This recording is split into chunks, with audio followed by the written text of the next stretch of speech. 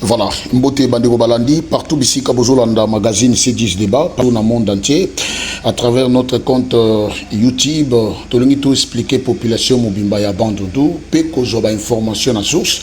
Nous sommes sans ignorer que c'est depuis lobby na Boutou.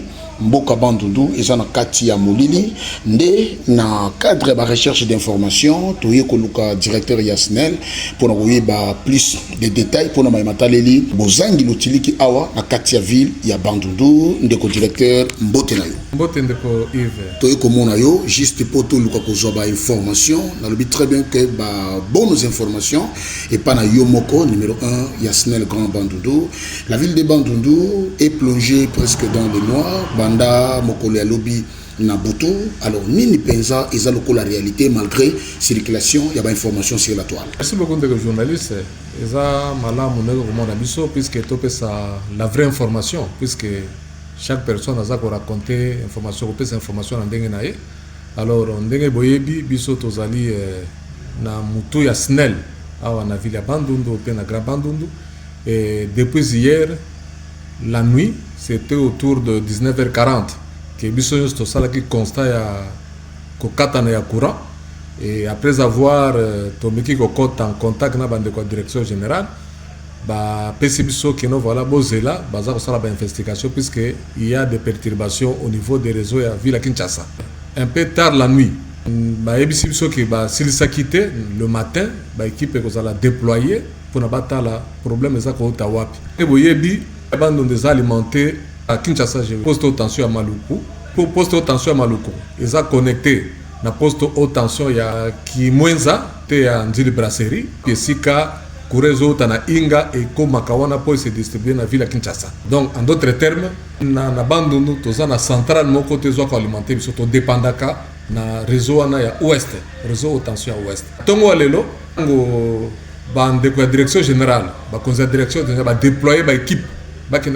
Pourquoi baza ko lancer courant et ça collecté puisque pour votre information ils allaient qu'à bande ne pas battre mon impacté même une partie de la ville de Kinshasa. Vous prenez la partie est de la ville, vous prenez Maluku, Nsele et puis voir même côté à Kimbanse Kepe, ils allaient qui na moi Mikakatana.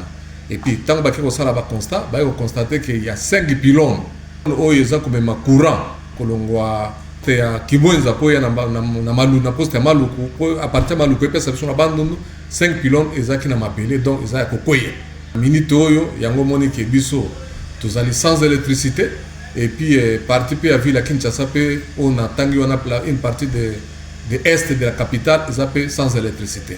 Mais quand cela ne tienne puisque boyebi que ça soit la zone économique où ils ont dépendre de la poste de tension à Malukuana, ils ont hors service. Vous voyez même l'aéroport Yanjili, ils ont alimenté de deux côtés. D'un côté, les postes de tension à Liminga, à Kingabwa, et puis de l'autre côté, les postes de tension à Maluku. Donc, au moment où nous vous parlons, donc, partie où ils ont alimenté, ils ont à côté à Maluku, ils ont paralysé. Donc, la direction générale, ça a vraiment les paquets doubles pour que qu'on voit comment dans un plus bref délai pour rétablir la situation pour permettre non pas seulement Bandundu mais la partie de la ville de Kinshasa qui est impactée qu'ils allaient encore réalimenter. Voilà l'information que je peux vous donner. Mais ces derniers temps, trop de désagréments pour la Maïmatali Lutiliki na Katia ville à Bandundu. Vous avez comme s'il y a un problème qui se cache. Et c'est un problème qui se cache, je ne peux pas le dire, puisque la technique a ce caprice. Je vous ai dit que la fois passée, Nicolas Leki, tout ça qui est panne, même en début à mois de septembre, tout ça qui sans électricité. Cela a été dit à quoi? Dit du fait que les réseaux qui relient Maluku à Bandundu, la situation d'insécurité, moi, je visite la ligne pour la comment décanter, je accéder à la zone où on a été. Il y a un salé qui nous était qui est touché. Et tout chaque ligne haute tension, il y a un moment où on a des difficultés. Avant cela, on donnait même de communiquer. Il y a eu des sabotages au niveau de poste à Tobakita. Il y a un salarié qui est courant et les gens ont abandonné. C'est aussi la situation, il y a sabotage où on a poste à Tobakita. Situation d'insécurité, où il permet de quitter que bande de Snell bakota ligne pour contrôler et tout ça. Et il ça là que mais quand cela ne tient, les gens tout ça à chaque fois, puisque ils ont une ligne haute tension, Et il faut contrôler Zalaka à tout moment. Et c'est ce qui est en train d'être fait.